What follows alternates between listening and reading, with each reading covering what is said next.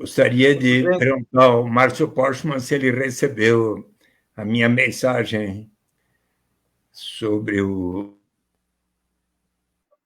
O Suplicy já começou aqui comentando, nós estamos ao vivo. Queria dar uma boa noite a todos que nos acompanham para essa live. Essa live em uma data tão especial, onde nós celebramos a festa maior de Francisco de Assis. E essa live foi pensada com o companheiro Paulo Botão, que é membro da equipe, né, do grupo da Economia de Francisco, aqui de Piracicaba. E Paulo Botão me provocou, né, nosso candidato a vereador, a fazermos uma live debatendo as possibilidades de uma outra economia. Logo em seguida, pensamos em dois nomes, né? O nome do Postman, que é um economista muito preparado e que tem discutido o capitalismo e como superar todo esse sistema marcado por uma lógica de opressão e exploração. E depois o nome do Suplicy, né? O Suplicy, que tem defendido pautas tão importantes como a renda básica, né? Além da presença do Suplicy, do Postman, pensamos na Ângela Maria, que é uma grande amiga do Frei Longarez, que nos passou o nome e nos referendou o contato, para que pudéssemos fazer esse debate na noite de hoje. Então, o debate tem como primeiro objetivo marcar a festa maior de Francisco de Assis, né? Trazendo o tema da economia de Francisco. Pensarmos uma outra perspectiva econômica. E, nesse debate, abrirmos possibilidades, inclusive, para as prefeituras. Eu tenho disputado aqui em Piracicaba, a prefeitura da cidade, e temos uma visão econômica solidária, profundamente transformadora. Queremos saber, nesse debate, quais são os caminhos, apresentar aqui possibilidades para uma economia que caiba a todas as pessoas. Então, nós vamos começar essa live com um pequeno trecho de uma oração do próprio Papa Francisco, e que essa oração, ao mesmo tempo, uma homenagem a Francisco de Assis, um santo que marca uma radical mudança que transforma a sociedade do ponto de vista da relação ambiental, ecológica, mas também que traz uma nova perspectiva social. Vou pedir para a Carol colocar para nós o trechinho da oração e logo em seguida a gente começa a discussão e o debate. Creyentes y no creyentes, estamos de acuerdo en que la tierra es una herencia común cuyos frutos deben beneficiar a todos. Sin embargo, ¿qué pasa en el mundo donde vivimos?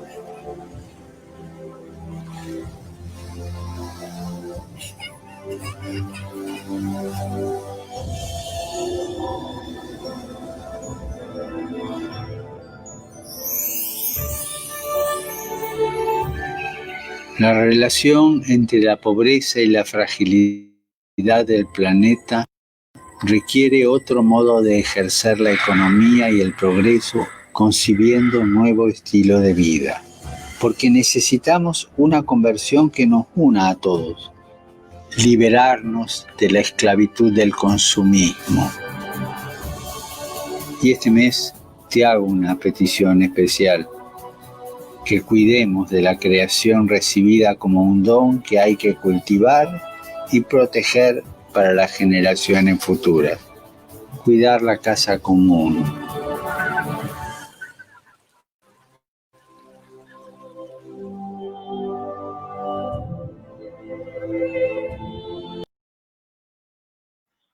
A mensagem do Papa Francisco aponta para essa visão da casa comum e uma outra concepção de sociedade e de relação entre as pessoas, de relação econômica. E esse é o grande tema da live de hoje. Eu vou passar, sem demora, a palavra para um rápido boa noite, para a gente se apresentar rapidamente, e aí começar o debate. Ângela, a palavra é sua para o seu boa noite. comum aqui é que todos nós somos professores, né? E esse amor à educação, a trazer propostas de vida é que é extremamente importante e a base nossa. Eu estou aqui porque eu sou franciscana, tá? Não porque eu sou astróloga. E vivendo a vida, né? A simplicidade de Francisco é o que nos move, né? É o que traz mesmo uma possibilidade de novidade, né? De retomar a simplicidade da vida aqui. Então, bem rapidinho. Obrigado, Ângela. Professor Botão, eu vou seguir aqui a lista que aparece para mim. Boa noite. Boa noite, professor Adelino. Boa noite, nosso querido senador Eduardo Suplicy, companheiro Márcio Postman, professora Ângela. É uma alegria enorme participar desse encontro, especialmente num dia como o de hoje, em que a Igreja celebra, né, São Francisco de Assis. Eu quero, nesse boa noite, fazer uma saudação, então, especial a todos os franciscanos, né, e que se cumprimentam com a expressão tão bonita e tão simbólica, né, paz e bem. Então, que nós possamos ter uma noite, né, de muita inspiração e que nos conduza nesse caminho da paz e do bem comum. Boa noite a todos, um prazer estar aqui. Márcio, boa noite, a palavra é sua. Boa noite, nosso abraço fraterno, solidário a essa mesa virtual e a todos que estão acompanhando esse momento que me parece muito oportuno e, digamos assim, inspirador nesse domingo à noite, diante do caminho, do sentido da barbárie a qual nos encontramos. Quiçá as ideias revolucionárias possam mudar o curso da história, especialmente no nosso país, embora saibamos que os problemas também têm dimensão mundial. Então, saudação ao companheiro Suplicy, nossa grande referência, ao professor Paulo, nosso candidato a vereador, a professora Ângela, franciscana, e você, professor Adelino, nosso candidato a prefeito. Esperamos daqui a 90 dias você e o Paulo estejam tomando posse para assumir os rumos da nova cidade. Obrigado. Professor querido Suplicy, boa noite, a palavra é sua. Muito boa noite, professor Adelino, nosso candidato a prefeito em Piracicaba. Vamos levar o PT novamente a dirigir esta cidade. Querida professora Ângela Maria, que bom estar aqui também com a senhora, bem como com o professor Paulo Botão, e que é da economia de Francisco, que para mim faz um enorme sentido, e querido Márcio Postman, presidente do Instituto Lula, a quem ainda, acho que foi ontem, sexta-feira, mandei uma carta, espero que tenha recebido uma carta longa para além da... Não recebeu? Não recebi. Então teve algum erro do meu e-mail, depois eu preciso conferir.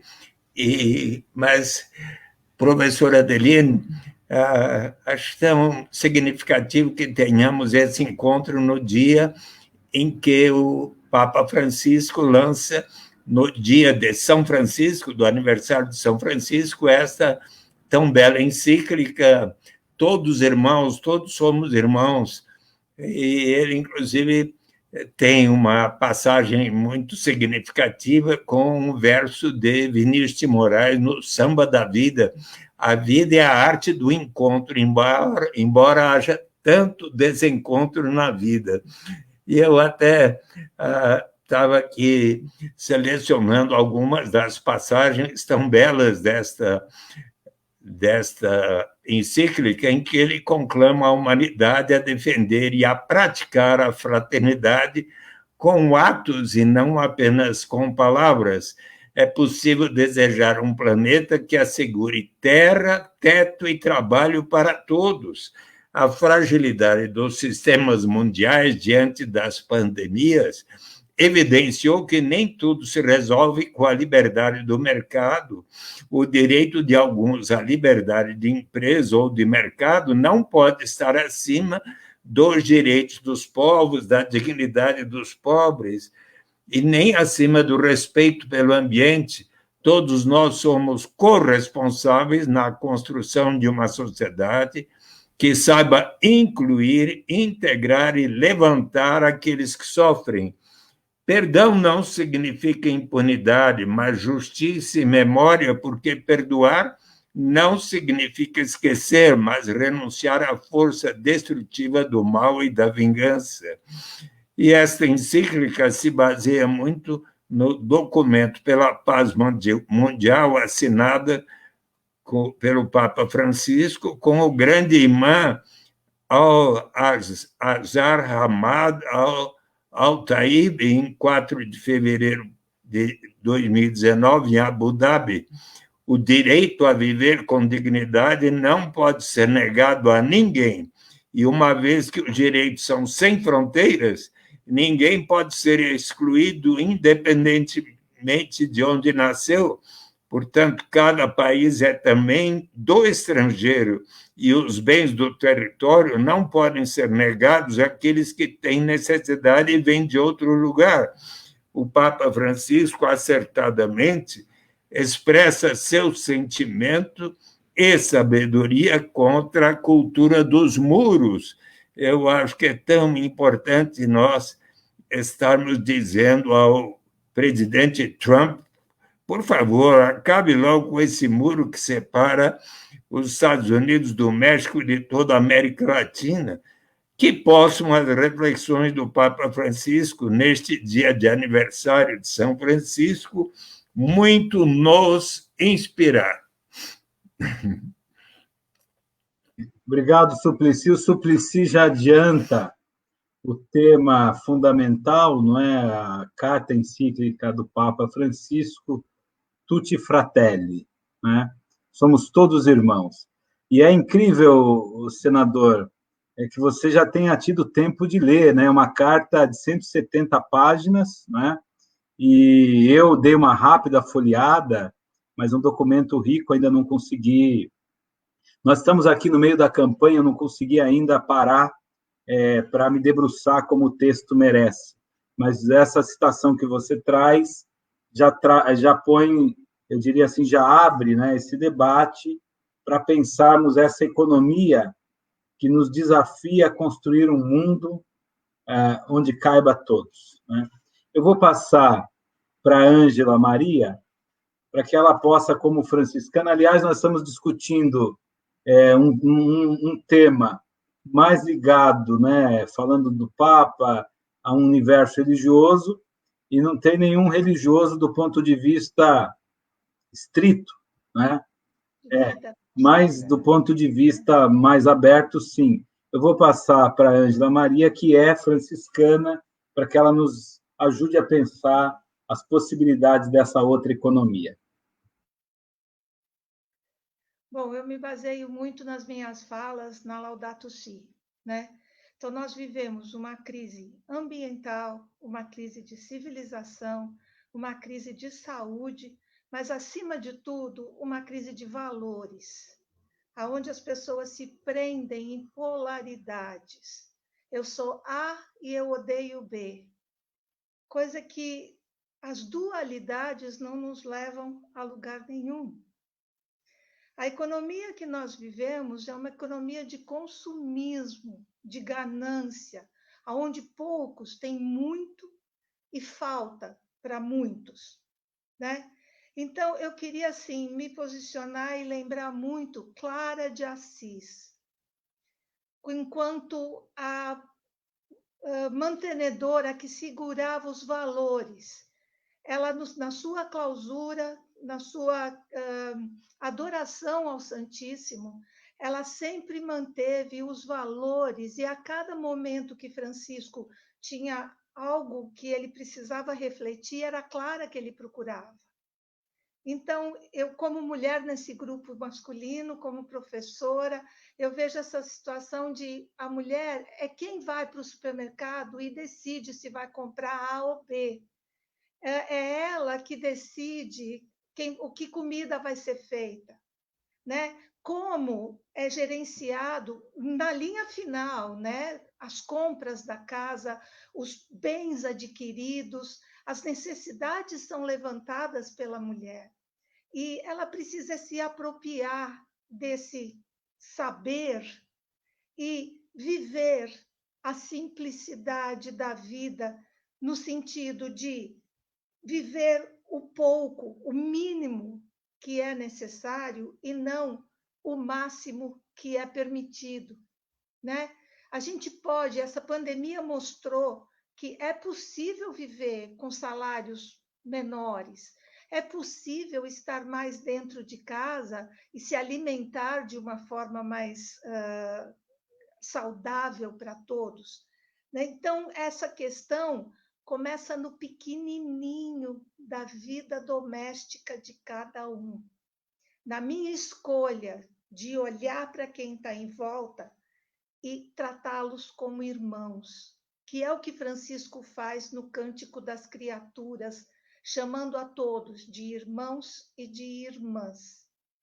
Então, só para instigar, o que cada um de nós pode fazer pelo nosso irmão, por aquele que eu estou vendo ali na minha frente, hoje, aqui, agora. Márcia, você traz aqui elementos muito importantes, não é? Eu tenho percorrido na pré-campanha, e agora mais fortemente na campanha, os bairros de Piracicaba. E é, assim, alguma coisa gritante, a situação de carência, de falta, de ausência, inclusive de ausência do Estado, da Prefeitura, de políticas públicas, não é? A população piracicabana, na média, e a brasileira, em modo geral, já sabe viver com muito pouco, né? O que nós precisamos aprender agora eu penso, é dividir.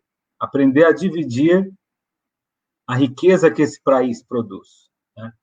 Eu acho que o grande desafio, além, é claro, dessa dinâmica de você consumir de uma maneira sustentável, tudo aquilo que o Papa nos provoca na Laudato Si, né?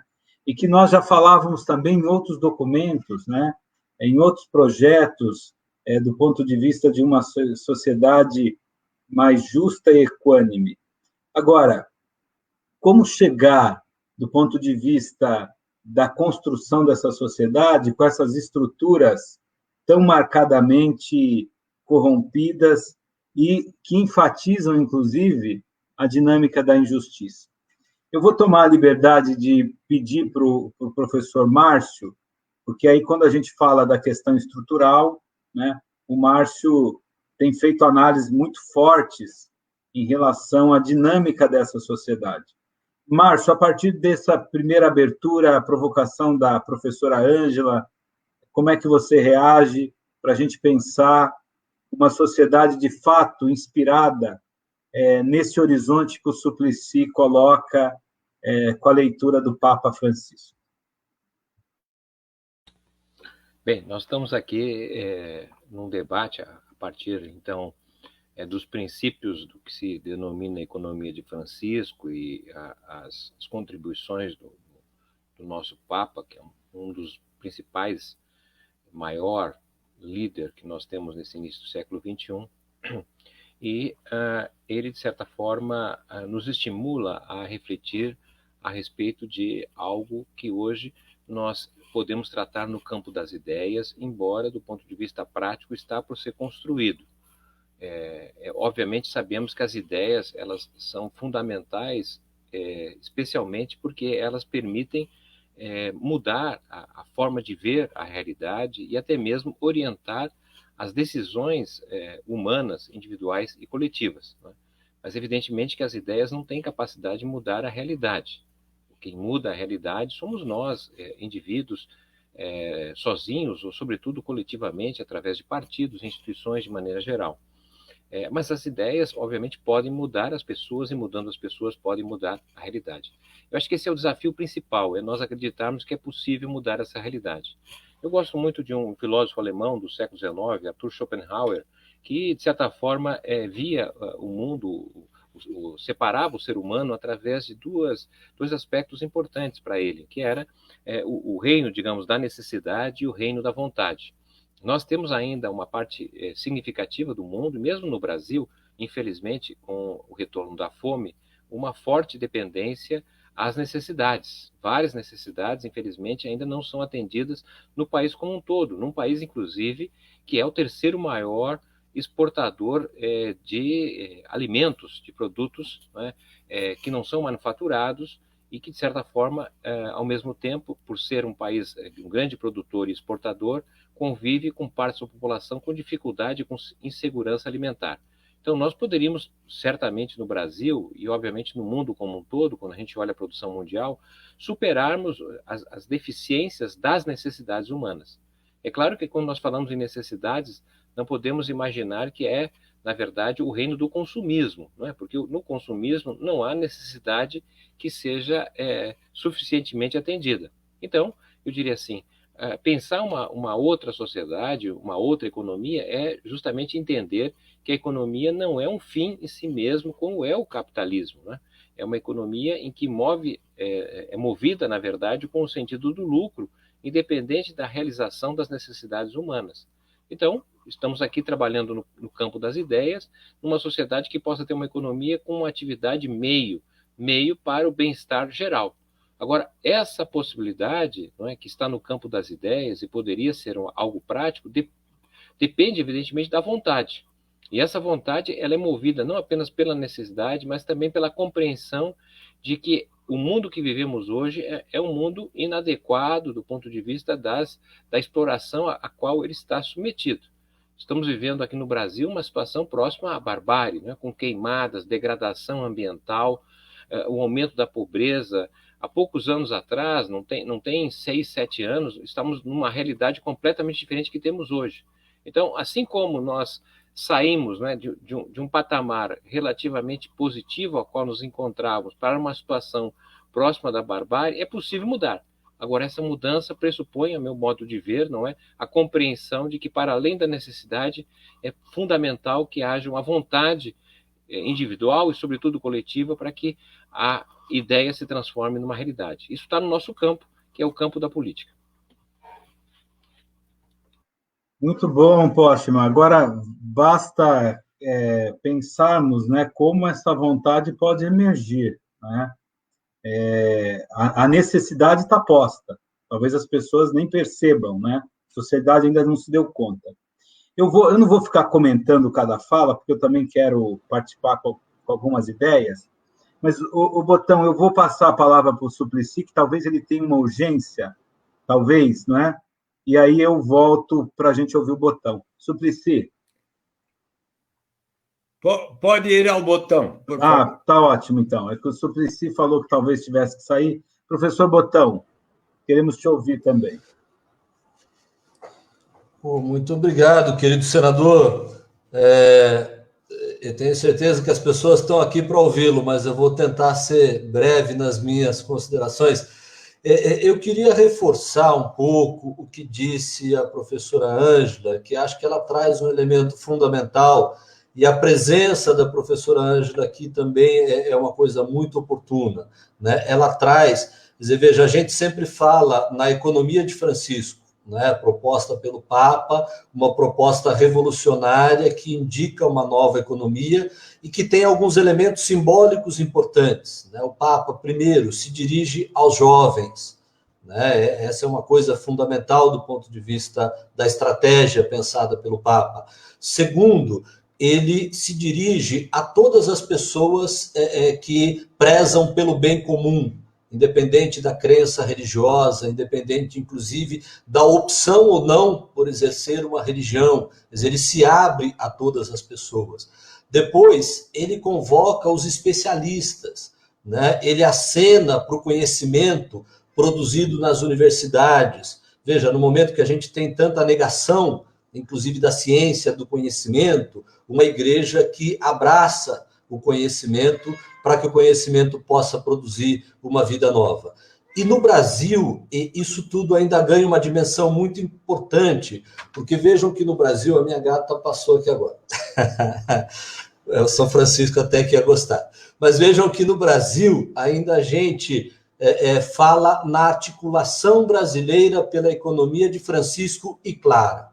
né? E isso é uma coisa muito importante do ponto de vista do significado, porque isso coloca lado a lado o homem e a mulher nesse processo de transformação juntos, e isso significa também uma crítica ao patriarcado que vem conduzindo, né, a política, a economia ao longo de todo esse tempo, com esses resultados desastrosos que a gente tem visto, né, ao passo que a gente tem a possibilidade, ao incluir a mulher nesse processo, de avançar. E do ponto de vista de Clara de Assis, tem um outro elemento muito importante que a professora Ângela também toca, que é a valorização do diálogo, né? Quer dizer, uma perspectiva de construir pontes ao invés de muros, né? Acho que esse também é um elemento indispensável, né? Para que a gente possa ter uma nova economia, é preciso também ter uma sociedade que dialogue de forma diferente,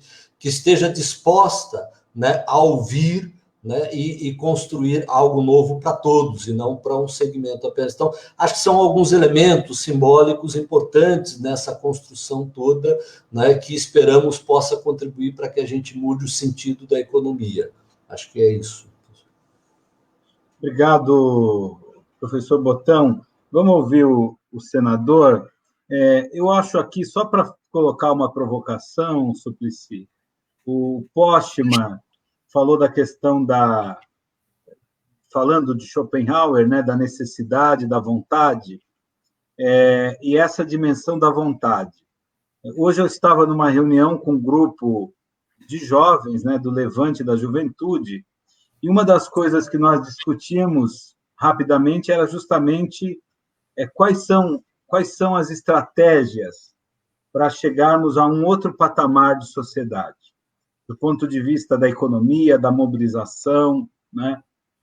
Então, eu queria trazer esse outro elemento, porque quando nós temos um documento de um líder religioso, um documento tão potente, celebramos uma festa de um santo da Idade Média, século XIII, né? Como é que essas ideias podem, de fato, alavancar a construção de novas estruturas? Com a sua experiência, senador, vereador agora em São Paulo, o senhor tem visto possibilidades de brotar essa nova economia, essas novas relações? Eu queria colocar no ar, mas o senhor fique à vontade para trilhar aí a sua reflexão. Muito bem, professor Adelino. Sim, acho que de maneira consistente com o que o professor Paulo Botão, a Ângela Maria, o Márcio Postman tem colocado, e você também, eu acho que essa encíclica do Papa e toda a reflexão até agora sobre a economia de Francisco e Clara tem sido muito relevante. No capítulo 7º sobre as guerras, o Papa Francisco faz a proposta de que se elimine todas as armas, inclusive as armas nucleares, se forme com os recursos de produção de armas um grande fundo para acabar com a pobreza, acabar com a fome no mundo. Ora, se não for possível persuadir os chefes de Estado, as forças militares a acabar com as armas e colocar aqueles recursos destinados então, à eliminação da fome, então nós precisamos colocar em prática aqueles instrumentos de política econômica que realmente possam elevar o grau de justiça na sociedade para prover dignidade para todas as pessoas. Dentre estes instrumentos está a melhor qualidade de educação possível para todas as meninas e meninos, todos jovens, todos adultos que não tiveram boas oportunidades quando eram crianças, à luz dos ensinamentos de nosso querido Paulo Freire, prover o melhor atendimento de saúde pública, como mostra agora a necessidade tão premente do serviço do Sistema Único de Saúde diante desta pandemia na cidade, no campo, em todos os bairros, se prover o melhor atendimento possível, não num país ainda com tanta desigualdade fundiária, realizar mais depressa a reforma agrária, estarmos estimulando as formas solidárias de cooperativas à luz dos ensinamentos de nosso querido Paul Singer, estimular o microcrédito à luz dos ensinamentos de Muhammad Yunus e de todos que têm expandido, inclusive no governo brasileiro, depois da interação que houve aqui, inclusive com as experiências de João Joaquim de Mello, ali do Banco Palmas, agora em Maricá também, do Banco Comunitário Mombuca, e aperfeiçoar as transferências de renda que nós temos desde a Previdência, o benefício da prestação continuada, o seguro-desemprego, o salário-família, o abono salarial, o Bolsa Família e agora o auxílio emergencial, até que cheguemos ao aperfeiçoamento que é a renda básica de cidadania, o direito de toda e qualquer pessoa, não importa a sua origem, raça, sexo, idade, condição civil ou socioeconômica, de participarmos todos da riqueza comum de nossa nação através de uma renda que, com o progresso do país, a disponibilidade financeira vai ser suficiente para atender às necessidades vitais de cada um. Se não for possível, então, usar o dinheiro das armas, aí haverá que se prover o necessário através de uma reforma tributária que possa taxar mais aquelas pessoas que tenham altos rendimentos e grandes fortunas, ou mesmo heranças. E acho que será importante que nós venhamos a esclarecer quais serão os efeitos positivos para termos uma sociedade efetivamente mais fraterna, igualitária e solidária, e onde as próprias pessoas de maior riqueza vão compreender que, em elas contribuindo proporcionalmente mais para que elas próprias e todas as demais tenham uma renda suficiente para atender às suas necessidades vitais, isto vai significar para cada ser humano maior grau de liberdade, porque não será preciso, quando uma pessoa tem para ela própria e todos na sua família o direito à sobrevivência, não será necessário aceitar qualquer alternativa que venha a significar um ferimento da sua dignidade ou ameaça à sua saúde, à sua vida. Essa pessoa vai poder dizer: eu agora, graças à renda básica, para mim e todos na minha família, eu guardar um tempo, quem sabe fazer um curso aqui numa instituição em Piracicaba, quem sabe na Exalc ou noutras instituições tão importantes que nós temos aqui, quem sabe fazer um curso com o professor Paulo Botão, com a professora Ângela Maria, com o professor Adelino, até que surja uma oportunidade mais de acordo com a vontade, a vocação desta pessoa. E é neste sentido, pois, que a renda básica de cidadania vai elevar o grau de dignidade e liberdade real para todas as pessoas, como, aliás, sempre destaca o professor Amartya Sen, que será um dos laureados com o Prêmio Nobel, ao lado de Joseph Stiglitz e outros que estarão no encontro que era para ter sido em 20 de março, passou para 20 de novembro, da Economia de Francisco, e agora, em 20 de novembro, acho que vai ser virtual o encontro, e o encontro, na verdade, presencial ficou para 2021. Eu gostaria de dizer a vocês que, ainda no ano passado, eu fui convidado pelos jovens de até 35 anos. Vocês sabem que o Brasil vai ter o maior contingente de jovens neste encontro com o Papa Francisco. O primeiro é o da Itália, a segunda delegação é a brasileira, e no ano passado me convidaram para estar na PUC, Pontifícia Universidade Católica de São Paulo, para com eles dialogar.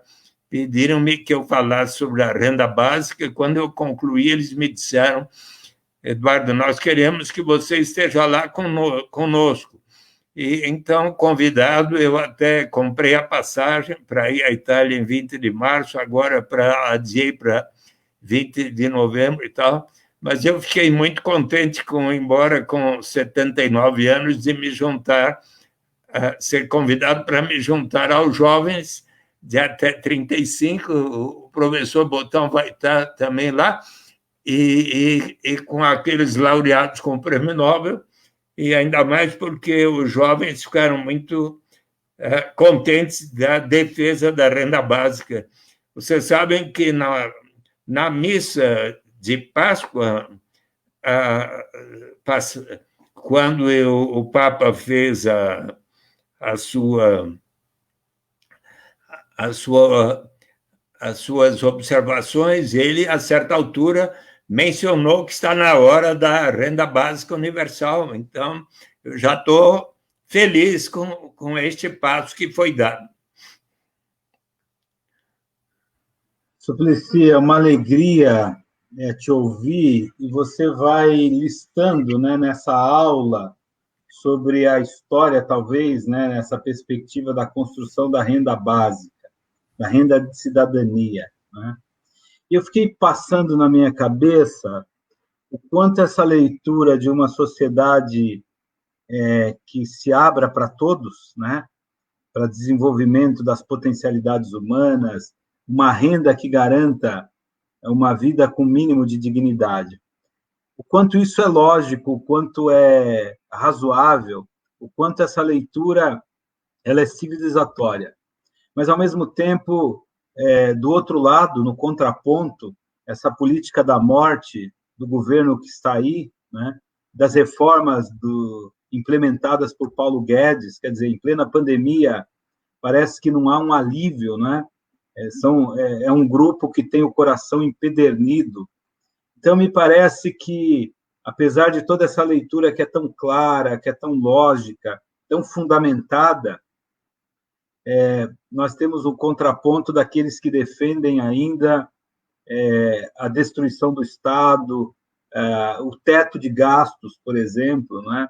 Então, como entender que essa leitura da renda cidadã, a renda de cidadania, que é tão bem explicada pedagogicamente, é tão razoável, como entender que tem grupos no Brasil, inclusive, que defendem exatamente, eu diria, o agravamento desse estado de coisas, né? De uma população que já sofre por falta e com tantas carências, e você ainda defende reforma administrativa, reforma trabalhista, a destruição das mínimas estruturas sociais. Essa contraposição é uma loucura, né? Eu vou passar para a professora Ângela para ela reagir um pouco e a gente ouvir o olhar dela sobre tudo isso. Acho que está escrito rebelde na minha testa. Eu aprendi a trabalhar com Paulo Freire pessoalmente, corrigindo os meus planos de aula. E ele me instigou o tempo inteiro a refletir a respeito do que eu levava para os meus adolescentes. Então, eu tenho muito gravado na alma a questão de reconstruir, reexistir, sair da dinâmica oprimido-opressor. E eu digo o seguinte: está na mão do povo, agora, hoje, nesta eleição, eleger pessoas nas quais eles realmente, cada um de nós realmente acredite nos princípios.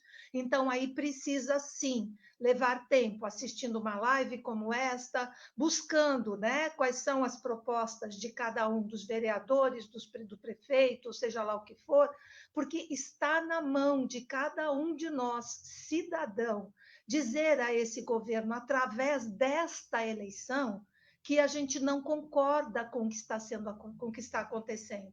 Vocês falam em Paulo Guedes na economia e Ricardo Salles no meio ambiente. Cada horror que esse homem está propondo. Aí tem gente que fala, mas eu não sou político, eu não tenho nada a ver com isso, eu não sei o quê. Você só vai mudar alguma coisa se você se reunir e ser mais forte nessa união, que é exatamente o primeiro parágrafo do Fratelli Tutti. O Papa nos convida, na verdade, remetendo a São Francisco, né? Ele nos convida ao amor, ele nos convida à amizade social, ele novamente coloca a fraternidade e, eu me permito dizer, a sororidade também. A gente só consegue alguma coisa se estiver junto. Cada um sozinho é pequeno, é mínimo. E se a gente der a mão um para o outro e não largar, e realmente ser uma massa de suporte de votos para pessoas que estão engajadas, aí sim, alguma coisa pode acontecer.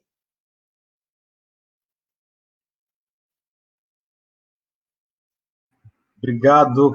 Eu vou passar agora novamente nesse painel, assim vai ganhando dinamicidade, para ouvir o Márcio, né? O Márcio provocou a questão da vontade, da necessidade. Eu fico colocando, Márcio, pensando, estava ali escrevendo, essa utopia de um outro mundo possível, que aparece nessa grande tradição do pensamento colocado, inclusive, pelo Suplicy. Qual é o caminho para que esse outro mundo possível se torne uma realidade, essa utopia ganhe materialidade? Até para você avançar um pouco mais na discussão da vontade, né? A necessidade está posta. Como é que nós vamos avançar para que a vontade de transformação aconteça? Bom, muito bem. Nós pertencemos a um campo político, filosófico, de acreditar que o futuro pode ser melhor que o presente. Ou seja, nós trabalhamos com utopia, nós trabalhamos com sonho. É claro que o outro campo hoje no Brasil que nos governa não trabalha com utopia, muito menos com o futuro. Estamos diante, portanto, de governos que têm por dinâmica a atuação na emergência, ou seja, são governos praticamente que equivalem a uma espécie de pronto-socorro, como funcionam os hospitais, né? O pronto-socorro é um lugar muito importante porque ele lida com qualquer situação no âmbito da emergência humana, né? Um atropelamento, um esfaqueamento, enfim, condições que exigem uma intervenção imediata. Agora, evidentemente, o pronto-socorro não tem condições de lidar com questões de médio e longo prazo, com problemas estruturais. É por isso que governar, né, pressupõe a arte do planejamento. O planejamento é algo que lida, como dizia Celso Furtado, né, com um diagnóstico acerca do entendimento da realidade e o estabelecimento de um caminho que permita ultrapassar a realidade a qual nos encontramos. É óbvio que no nosso campo, né, a utopia, o sonho, que nos animam e nos oferecem esperança para acreditar que amanhã pode ser melhor que hoje, exige, sobretudo, não apenas que o sonho, para se tornar realidade, pressupõe a participação, a presença, o envolvimento, o engajamento. E acredito, sinceramente, que nós estamos vivendo um momento espetacular da história do nosso país. De certa maneira, é um ponto de ruptura, né? Por que é ponto de ruptura? Porque nós estamos, na verdade, diante de uma outra sociedade, muito diferente daquela sociedade que se iniciou aí há 70, 80 anos atrás, né? Não somos mais uma sociedade urbana e industrial. O Brasil praticamente não tem mais uma industrialização. Somos, fundamentalmente, uma sociedade de serviços. 4/5 da produção e da ocupação estão vinculados ao setor terciário, né? Atividades de serviços. E isso, obviamente, nos oferece uma especial circunstância. A mudança tecnológica, que faz com que, de certa maneira, suprima alguns postos de trabalho, fortalece e potencializa ainda mais o trabalho humano, porque agora, e cada vez mais, menos pessoas terão capacidade de produzir em grande escala. É justamente nesse empoderamento da classe trabalhadora que predomina a alienação, que predomina o desestímulo, o descrédito nas instituições, na participação política. Nós estamos vivendo um quadro de pandemia que, de certa maneira, vai demonstrando, não é, o quanto os nossos gestores no campo municipal, estadual e federal, é claro que tem exceções, mas, de maneira geral, os nossos gestores, os nossos prefeitos, governadores e presidentes foram eleitos na marcha dos últimos 8 anos, que se dizia que a política, né, que o político era ineficiente, era corrupto, e que a política precisava, na verdade, de gestores, de gente que vinha do setor privado. Ora, nós estamos já em 7 meses que a pandemia chegou e não sai do Brasil. Isso é uma demonstração da incapacidade dos gestores lidar com um problema que atingiu praticamente a todos os países, mas não durou mais do que 3 meses. Nós podíamos estar numa situação muito melhor, com menos mortes, muitos menos mortes, com menos desemprego, menos fome, menos pobreza, menos queda na atividade econômica, menos destruição dos pequenos negócios, né? Tudo isso porque o país está sendo mal gerido por gente incompetente. Então, eu diria assim, isso nos abre a perspectiva de que a intervenção humana, e pode ser pelo voto, embora precisamos ter clareza que apenas o voto não é suficiente para mudar a realidade. O voto é uma parte importante no processo de mudança. Mas se não tiver participação, se não tiver essa esperança, né, traduzida no engajamento humano, dificilmente a gente traduz da realidade a concretude. E, nesse sentido, a política é o campo frutífero para que isso possa, de fato, se expressar. Não apenas e tão somente, embora seja importantíssima, a política eleitoral, mas as várias facetas da política, né? Da política em tudo, desde a compra no supermercado ou em qualquer outra loja, a escolha do livro do colégio para os filhos, enfim, tudo isso está fazendo parte de uma perspectiva renovada. E me parece que há um entendimento que estamos vivendo um quadro de grande insatisfação individual. Acho que a sabedoria do nosso campo é compreender melhor essa insatisfação e combinar essa insatisfação individual num projeto, numa saída coletiva, numa saída civilizatória que responda ao ambiente nefasto e da barbárie a qual nós estamos hoje submetidos. Exatamente, professor Márcio. Criar estratégias para superar esse quadro de barbárie, né? Mas eu também sinto dessa maneira, as pessoas elas já manifestam insatisfação, não tem ainda não há aquela clareza de qual é o caminho para você dar talvez esse pulo civilizacional, né? Mas esse discurso de ódio, essas reformas que no final acabam levando à necessidade de novas reformas e uma promessa de uma vida melhor que nunca chega, né? Vai levando a um esgotamento. Esse modelo de sociedade, é isso que eu queria dizer, é uma sociedade, é um modelo que está no seu limite. O Papa Francisco já colocava na Laudato Si, que fez agora, né, em maio, 5 anos.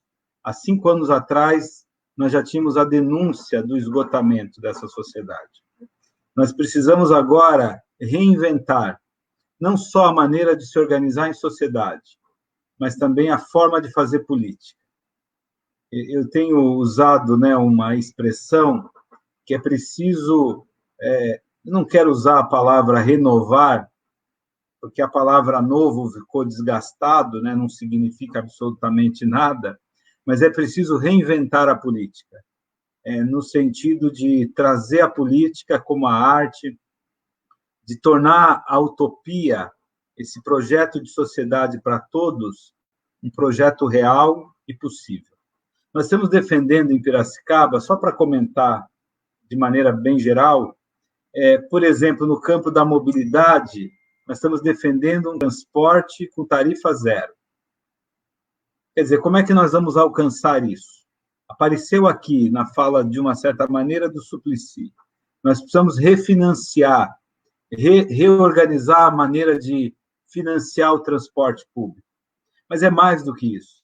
Nós estamos defendendo um transporte sustentável, trabalhando várias modalidades de transporte. Trazer ciclovia, ciclofaixas. Eu estou dando um exemplo, porque me parece que o grande desafio é equacionar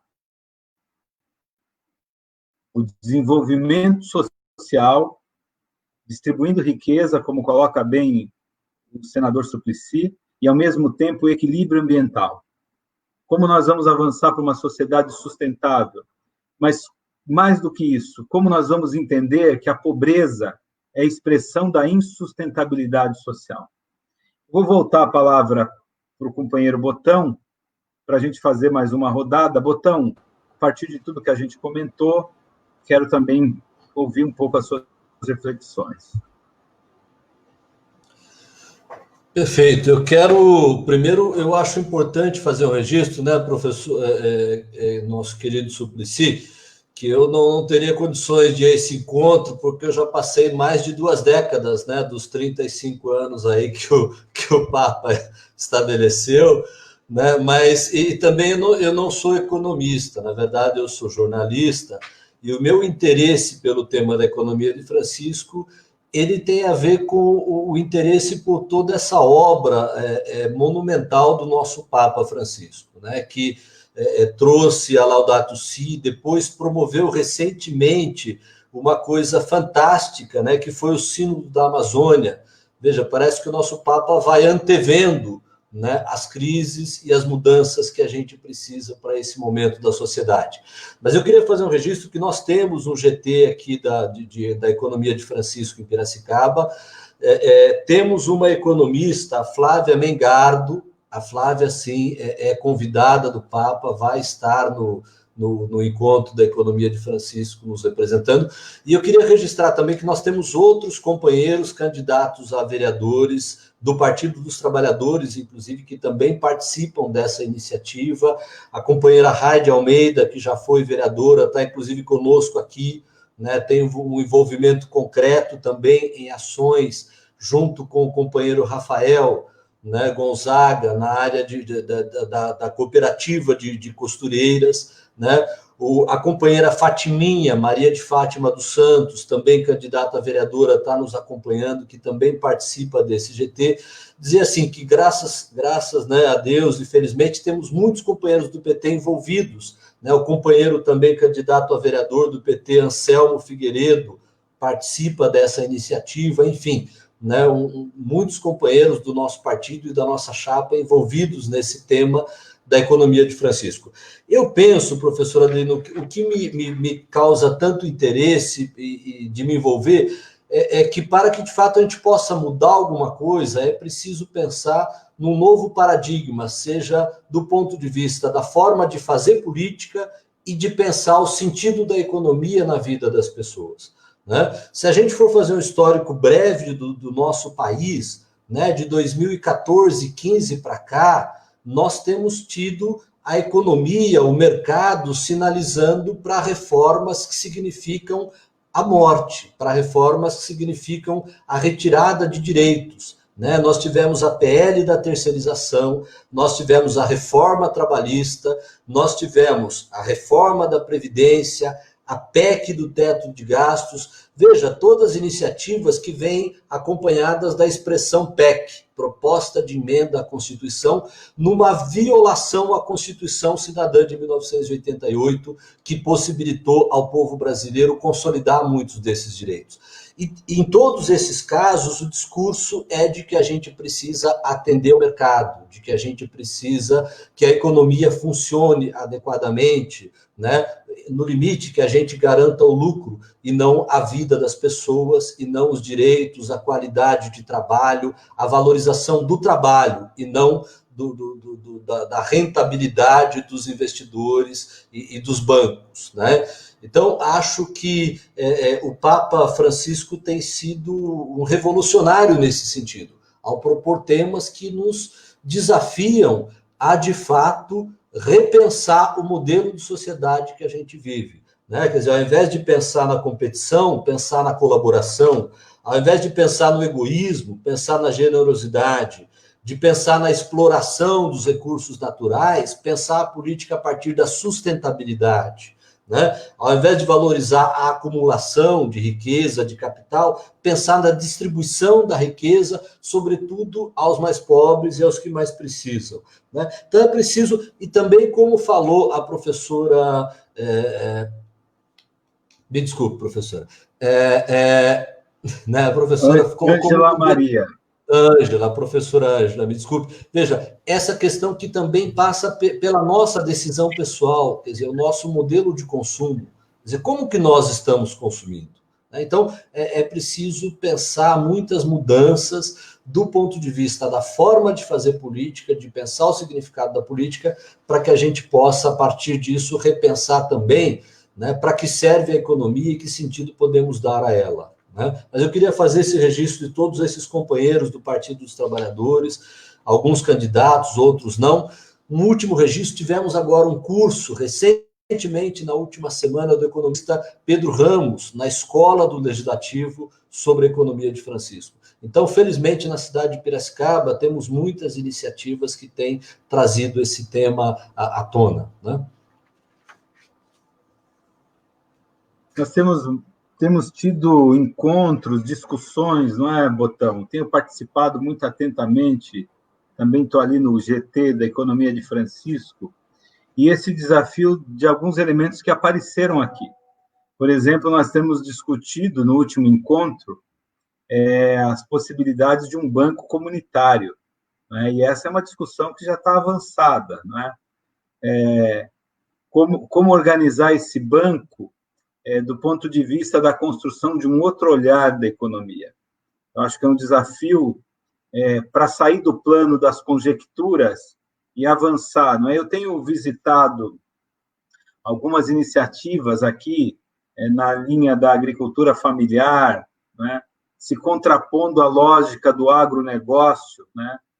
A todo um grupo aqui em Piracicaba, Suplicy Postman e Ângela, que tem discutido a agroecologia. E é um grupo avançado, não é? Para dar ênfase a ideias que vão nos cativando. Mas essas ideias, elas precisam se tornar uma potência de iniciativas, né? E no sentido de transformar depois essa lógica, porque apesar de nós estamos aqui em Piracicaba na região do agronegócio, mas hoje, na nossa realidade, muitas famílias passam fome. Se nós não mudarmos a lógica da produção, da relação com o alimento, quer dizer, nós não vamos superar essa dinâmica, né, da comida, que deve ser um direito, e, na verdade, acaba sendo um privilégio, né? Eu vou voltar para o nosso querido Suplicy, e aí ele fecha esse bloco e a gente vai para a última fase da nossa rápida live. Suplicy, a palavra é sua. Professor Adelino, eu quero, se for possível, essa pandemia do coronavírus terminar ainda em novembro, a tempo de eu poder estar aí com você, com o Botão e todos os candidatos que o Botão falou, as candidatas a vereadoras e vereadores. Eu gostaria muito de estar aí e quero aqui expressar o meu apoio entusiástico a vocês, e inclusive com este objetivo de fazer de Piracicaba um exemplo dos princípios e objetivos da economia de Francisco e Clara, que tem tanto conclamado aos povos do mundo, aos chefes de Estado: vamos colocar em prática os instrumentos de política econômica e social que possam significar a realização da justiça, para que então possa haver a paz tanto dentro de cada país como dentre os países, e isso está muito dentro do que foi proposto hoje nessa última encíclica Todos Irmãos. E eu tenho a certeza que eu quero me colocar à disposição. Você sabe que ainda em 21 de julho formou-se no Congresso Nacional a Frente Parlamentar em Defesa da Renda Básica, com 220 deputados federais e senadores.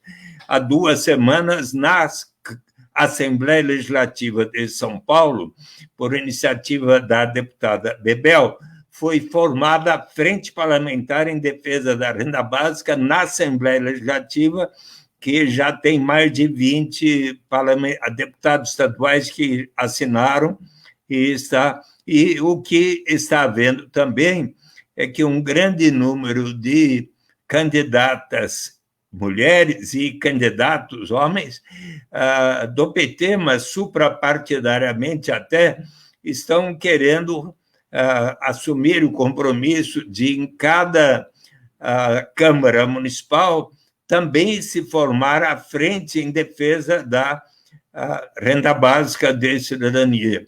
E, a partir dos exemplos de Maricá, governada pelo PT, Washington Quaquá e agora Fabiano Horta, você sabe que lá já 1/4 da população de 162 mil habitantes, 42.500, desde dezembro, passaram a receber uma renda básica que, presentemente, nesta época de pandemia, passou a 300 mumbucas ou reais por mês. Mumbuca é o nome do Banco Comunitário e da moeda social lá existente.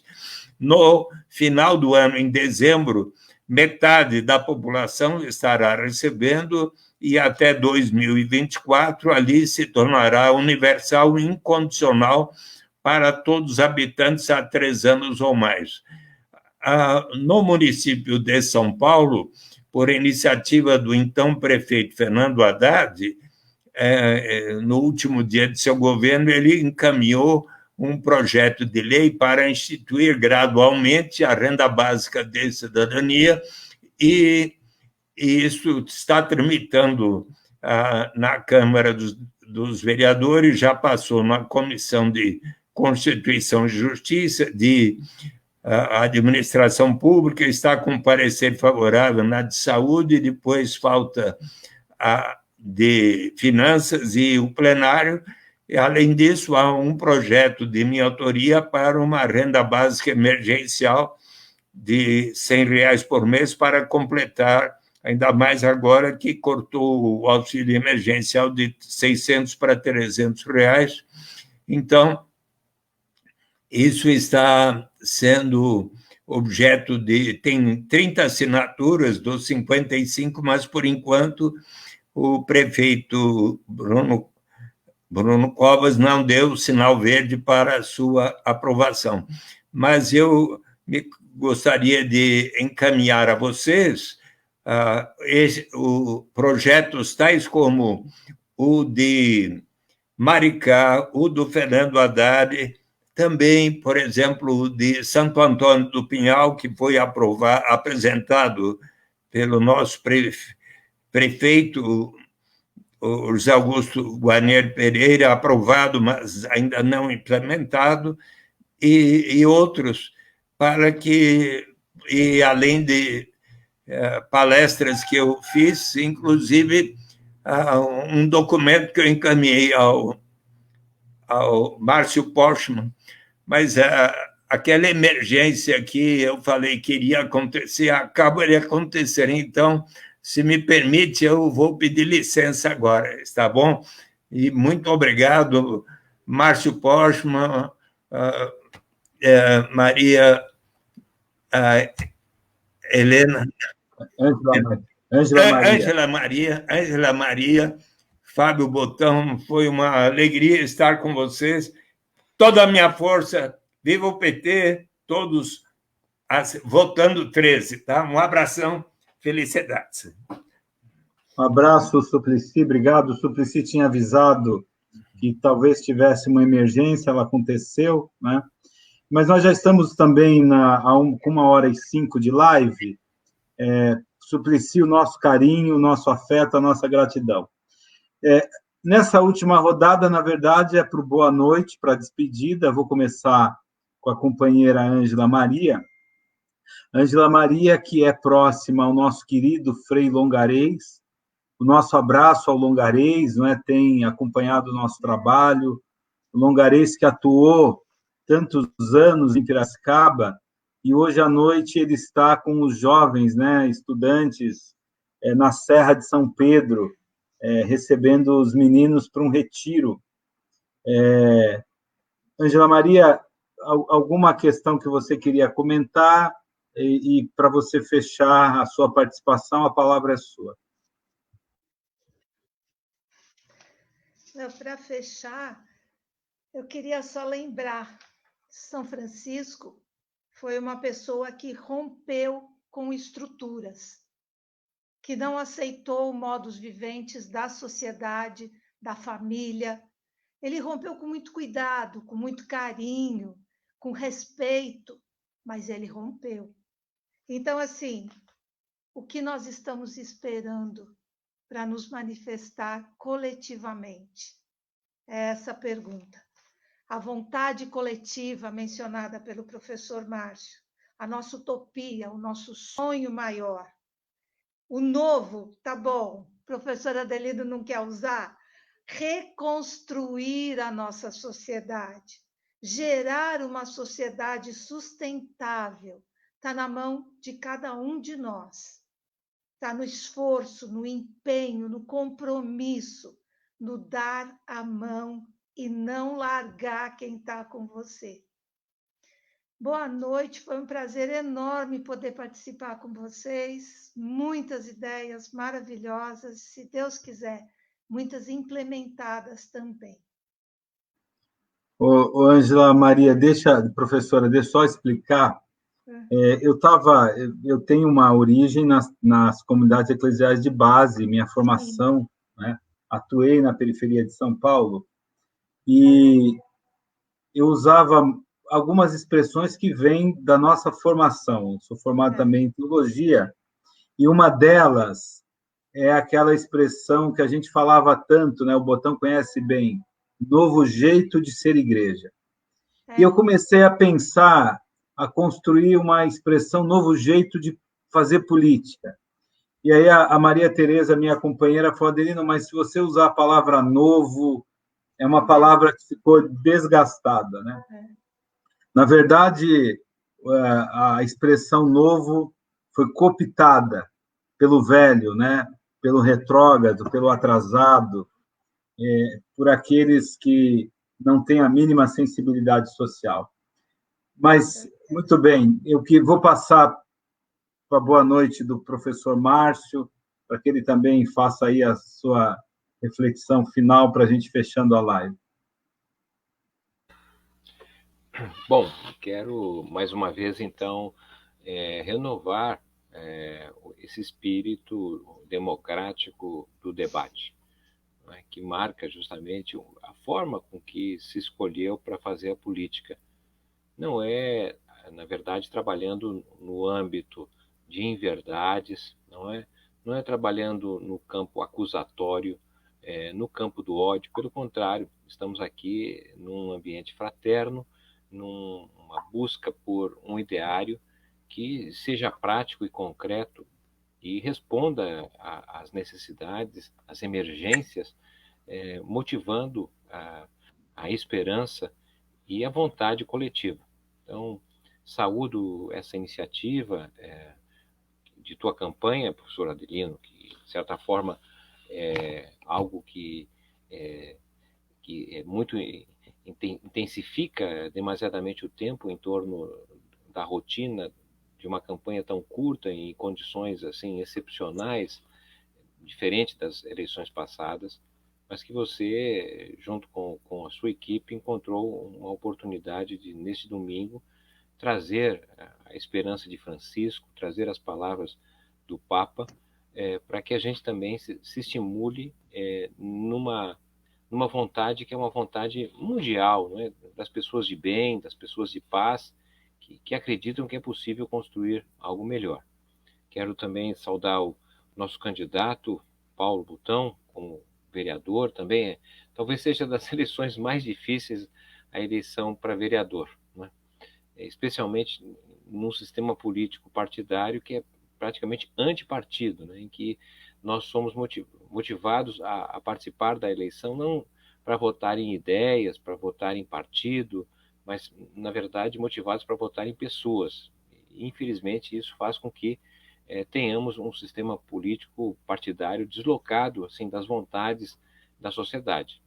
Mas, certamente, a perspectiva que se abre da tua forma de fazer política e o conteúdo de levar às pessoas é uma motivação especial.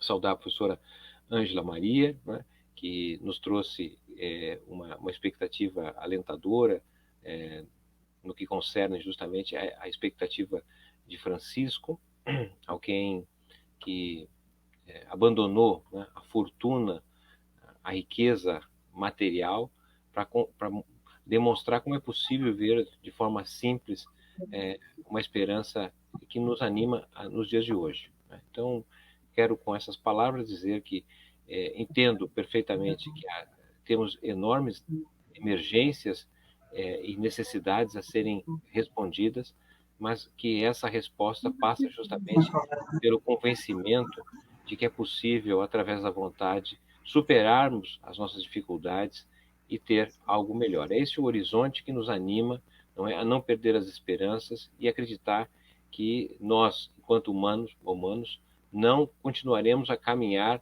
nesse percurso da violência, da barbárie, da mentira, do ódio.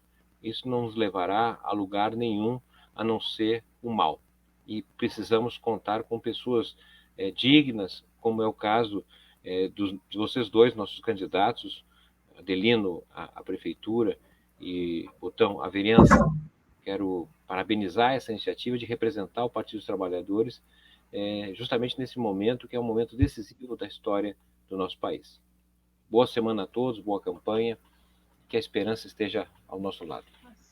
Obrigado, professor Márcio. Eu queria manifestar em público, né, admiração. Tenho lido seus artigos, tenho acompanhado os seus debates, seus pronunciamentos, né? Acho que você traz uma contribuição fundamental para construirmos essa outra economia que é possível, né? Primeiro, fazermos a crítica a essa que está posta. Aproveito para manifestar o nosso apreço, o nosso carinho, a candidatura do PT em Campinas, né? O nosso companheiro Pedro Tourinho, estivemos juntos, nós três, não é? E hoje Pedro Tourinho tem aí representado o PT, e também numa unidade muito parecida com Piracicaba. Aqui em Piracicaba construímos uma unidade com o PSOL, e sabemos que em Campinas essa unidade também foi construída, né? Então, transmita o nosso abraço ao companheiro Tourinho. Eu vou passar para o Botão também fazer o fechamento, né? A sua reflexão final, professor Botão. Professor Adelino, quando o Papa Francisco nos propõe, né, uma nova economia, né, ele coloca 3 elementos que são muito importantes, né? Primeiro, a questão de que essa economia seja mais justa. Né? Segundo, de que ela seja sustentável, e aí isso vai ao encontro de toda a sua construção em torno da casa comum, né? E terceiro, e talvez o mais importante, que seja uma economia que tenha como protagonista os excluídos, né? Aqueles que são os mais pobres e que nunca tiveram participação, né, nessa política que até hoje foi, nessa política econômica que até hoje predomina, né? Acho que isso é revolucionário, isso que o Papa nos propõe.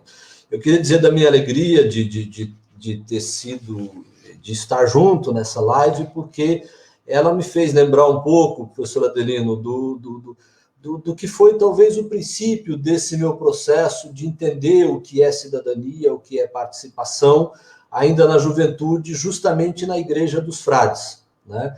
Ali participando, né, da então chamada Topada, né? Esse era o nome do grupo de jovens, né? Eram mais de 100 jovens que participávamos ali. O companheiro Isaac foi coordenador da Topada, companheiro Ulisses foi coordenador, eu fui coordenador um tempo, e era um grupo muito dinâmico. A gente usava aquele método ver, julgar, agir, né? E você tinha que depois ir para a favela, ir conhecer a realidade e tentar propor alguma ação concreta, né? E aquilo era extremamente motivador, né? E ao pensar isso, hoje me veio essa lembrança, né? E eu queria, então, nessa fala final, fazer uma lembrança de duas pessoas que eu vi que estão acompanhando aqui, o nosso querido vereador Antônio Oswaldo Storel, né, com quem eu também trabalhei, um leigo engajado, né, da Igreja Católica, e também uma pessoa que representa, talvez, a coisa mais importante na liderança desse processo da economia de Francisco em Piracicaba, que é o Frei Marcelo Toyansky, né? O Frei Marcelo, nesse momento, não está ainda em Piracicaba, mas ele foi aqui o construtor de muitas dessas nossas iniciativas, né? O Grito dos Excluídos, no ano retrasado, no ano passado, esse ano, né? A articulação da economia de Francisco, enfim, uma liderança extremamente importante hoje aí também entre os franciscanos. Então, muito obrigado ao Márcio. Eu me lembro de uma reunião que fizemos no campus da Unimep, no momento da sua candidatura a deputado há 2 anos, né? E esse jeito de fazer política, sentar em roda, conversar, né? E trocar ideias com as pessoas, né? Foi um prazer participar naquele momento da sua campanha a deputado, uma campanha também muito bonita, né? E um prazer conhecer a Ângela, né? Que nos trouxe a riqueza do debate. Professor Adelino, já estivemos hoje um pouco ao longo do dia fazendo campanha nas ruas e agora junto, né? Que a gente possa, nesses próximos dias, levar esse vento aí de esperança, não só de uma economia, mas de um mundo melhor, né, para todas as pessoas da nossa cidade. Obrigado a todos que nos acompanharam também aqui até agora. Obrigado, Botão. Obrigado, Márcio. Obrigado, Ângela. Nossa gratidão também ao senador Suplicy. E a gratidão a todos que nos seguiram hoje, né, nos acompanharam, debateram, comentaram. Nós não tivemos o tempo para ler todas as questões, as falas, as análises, né, as contribuições que apareceram aqui, mas ficam registradas, né, nessa live. Eu queria ressaltar, ainda, né, hoje, agora há pouco, no encontro com jovens do Levante da Juventude, e um jovem, o Matheus, ele falava exatamente isso, né? Quais são as estratégias de mobilização, de construção política pós-eleição? E eu dizia que nós temos 2 cenários. O cenário mais otimista, né? Num governo nosso, um governo representativo, reconquistarmos as comunidades do ponto de vista de levar cultura, de promover a juventude naquilo que é mais expressivo e pujante, né? Com a educação, com a arte, e formando para a cidadania política. Numa eventualidade de um não governo nosso, de uma não vitória, a nossa mobilização deve continuar, do ponto de vista aí dessa formação contínua, trabalhando com grêmios estudantis, pensando principalmente no campo da juventude, que essa era a pergunta do Matheus. Mas apareceu aqui, ao longo do debate, talvez tenha sido o Márcio que falou, a importância do engajamento. Nesse momento da construção da disputa eleitoral, que não é o final da disputa política. O nosso projeto de sociedade está em disputa há muito tempo. Mas, nesse momento, nós temos uma disputa eleitoral. E a disputa eleitoral exige de cada um de nós um profundo engajamento, envolvimento, não é? Nas redes, comentando, compartilhando, trazendo pessoas. Nas ruas, quando possível, com toda precaução, no trabalho, em casa, com os parentes, não é? Esse engajamento, ele deve ser, eu diria assim, ele deve ter como inspiração, como motivação, a compreensão de que essa campanha não é minha nem do Botão. A campanha é nossa. A construção do nosso mandato é uma construção coletiva.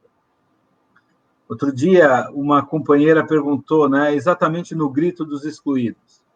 Ela perguntou, professor, como é que está a sua campanha? E aí eu respondi, olha, companheira, a pergunta é, como é que vai a nossa campanha? Que esse sentimento de que o projeto que nós estamos construindo, com o Botão, com o Anselmo, com a Rai, com o Ronaldo, todos os companheiros, a Fatiminha, a Dirce, que apareceram aqui na live hoje, nossos candidatos a vereadores, todos eles. Não é uma construção solitária, não é um nome, é um projeto. É isso que nos dá esperança. Nós defendemos um projeto que vale a pena. O Suplicy, o Márcio, a Ângela e o Botão, eles colocaram esse projeto num trilho, que é o trilho civilizatório. O Papa Francisco nos ensina que a forma mais elevada de amor se dá por meio da política. E é isso que nós acreditamos. Olha, terminamos essa live com muita alegria no coração, com muita disposição e com muita vontade de fazer acontecer a mudança. Obrigado, Ângela, obrigado, Botão, obrigado, professor Márcio, por ter nos atendido prontamente. Uma boa noite a todos e até uma próxima live. Continuemos juntos. O lema da nossa campanha é compartilhe essa esperança. Vamos compartilhar a esperança. Um abraço.